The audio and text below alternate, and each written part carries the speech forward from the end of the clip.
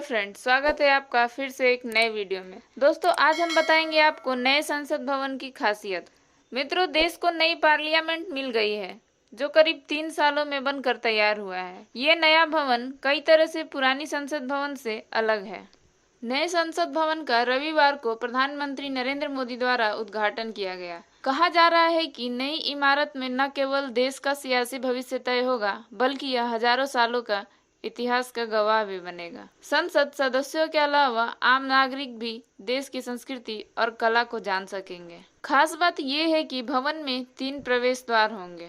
अधिकारियों ने बताया है कि 6 द्वार और सार्वजनिक रास्तों पर देश के अलग अलग हिस्सों से लाकर सजाई गई कला की झलक मिली। उन्होंने बताया कि देश में पूजे जाने वाले जानवरों की झलकियां भी यहाँ दिखाई दी। इनमें गरुड़, गज, अश्व और मगर शामिल है। कहा जा रहा है कि यहाँ 3 गैलरियां शामिल थी जो भारत की ऐतिहासिक से लेकर आधुनिक दौर तक यात्रा को दिखाई। बताया जा रहा है कि 75 फीट ऊंचे पीतल के 2 भित्ति चित्र भी थे। इनमें से एक पर भारतीय विरासत और संस्कृति को उकेरा गया है, वहीं दूसरे पर समुद्र मंथन की कहानी सुनाई गई। National gallery of modern art के पूर्व प्रमुख अद्वैत गणनायक बताते हैं कि संसद की नई इमारत में देश का इतिहास और 21वीं सदी की तस्वीर भी दिखाई गई। दोस्तों, नए संसद को कला से सजाने में करीब 75 कलाकारों की मेहनत शामिल है। एक अधिकारी ने कहा कि सर्वधर्म संपन्न के आधार पर संसद में लगी कला भारत की आध्यात्मिक तस्वीर को दिखाएगी। कहा जा रहा है कि नए संसद भवन में 3 द्वार शामिल है, जिसको ज्ञान द्वार, शक्ति द्वार और कर्म द्वार के नाम से जाना जाएगा। इसके अलावा संभावना यह भी है कि संसद की नई इमारत को नाम भी नया दिया जा सकता है। हाल ही में सरकार ने राजपथ का नाम बदलकर कर्तव्य पथ कर दिया था। भवन में महात्मा गांधी, भीमराव अंबेडकर, सरदार पटेल और चाणक्य की ग्रेनाइट की मूर्तियां लगाई गई। दोस्तों, पीएम नरेंद्र मोदी ने लोकतंत्र के नए मंदिर में विधि विधान के साथ सेंगोल की स्थापना की।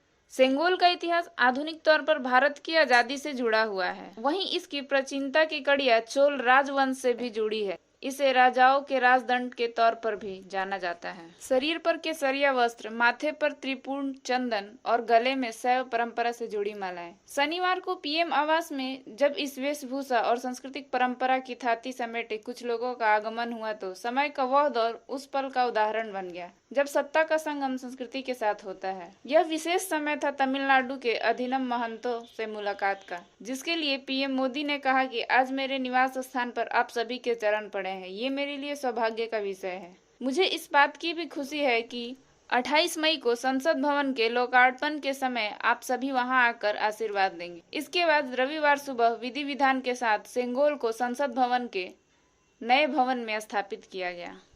मित्रों, राष्ट्रीय राजधानी दिल्ली में तमिलनाडु के सदियों पुराने मठ के अधीनम महंतों का आगमन उस परंपरा को फिर से सत्ता का खास अंग बनाने के लिए हुआ है, जिसका लेखा जोखा हमारी प्राचीन पद्धतियों में दर्ज रहा है और जो देश की विरासत रही है। यहाँ सेंगोल की बात हो रही है, जिसे प्राचीन काल से राजदंड के तौर पर जाना जाता है। यह राजदंड सिर्फ सत्ता का प्रतीक नहीं, बल्कि राजा के सामने हमेशा न्यायशील बने रहने और प्रजा के लिए राज्य के प्रति समर्पित रहने के वचन का स्थिर प्रतीक भी रहा है। राजदंड सेंगोल भारत की स्वतंत्रता से जुड़ा एक महत्वपूर्ण ऐतिहासिक प्रतीक है। जब अंग्रेजों ने भारत की आजादी का ऐलान किया था तो सत्ता हस्तांतरण के प्रतीक के तौर पर सेंगोल का इस्तेमाल किया गया था। इस नए संसद भवन की आधारशिला पीएम मोदी ने 10 दिसंबर 2020 को रखी।